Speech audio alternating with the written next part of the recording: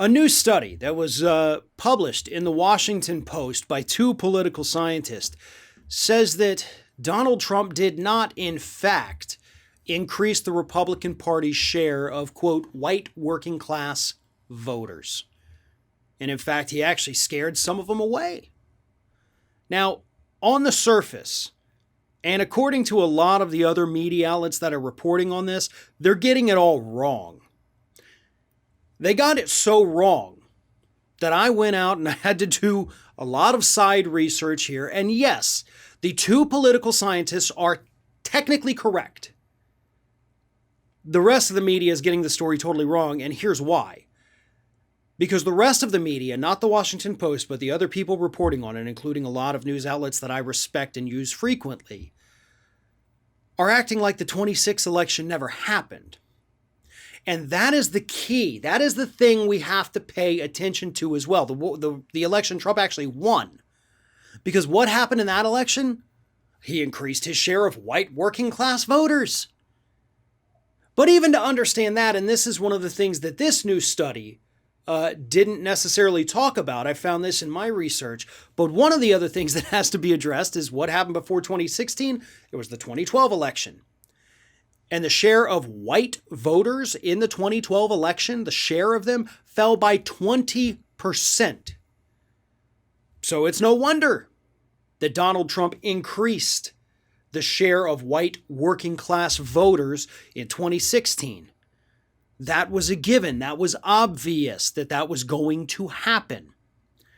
But in 2016, he got 64% of the white non-college educated vote. He got 38% of the white college-educated vote and 50% of the overall non-college total, which was up from Mitt Romney in 2012 of 47%. There was a 3% increase, okay? Those are the numbers that I dug through and I found myself from all the exit polling and the data about the 2012 and 2016 elections. So yes, in 2016, he did increase the share of the so-called white working class voters for the Republican Party. But now these two political scientists came out and they showed in their data, which the other data backs it up, that share fell in 2020. So they say that, it's a myth that Donald Trump increased the Republican Party's share of white working class voters, which, by the way, let me pull it up here. They kind of redefine white working class voters. It's a very weird. Let me try to find it. I am so sorry. Either way, they say it as people who work in manual labor or the service industry. That's their limited definition of white working class.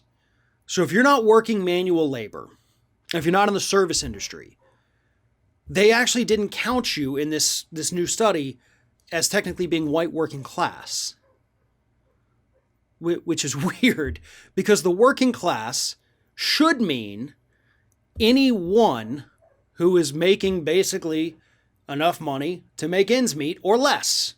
That's the working class. We're not the saving class. We're not the wealthy elite. We're the working class. We work to survive, and we're barely getting by on that. But they narrowed the definition to a point where they then used that data and said, see? His share fell from 2016 to 2020. I don't agree with their definition of what working class voters are. I'm sorry, but I don't. That makes no sense to narrowly define it in order to fit that particular narrative. I don't like that at all. And here's the thing, they didn't even have to do that because the real whole data, without even trying to claim that subset, actually did back up their point. So they didn't need to do that. But I guess the big thesis here, and again, this is the political scientist in me coming out, like not agreeing with their data and seeing for myself that it doesn't quite, it says what they say it says, but it doesn't say it to the degree that they say it does, if that makes any sense. It's a good study. It gives us a little bit of insight into the Republican Party, but in my personal view, based on the data I've seen, I don't think it is significant enough to make any long-term predictions about Donald Trump or the Republican Party.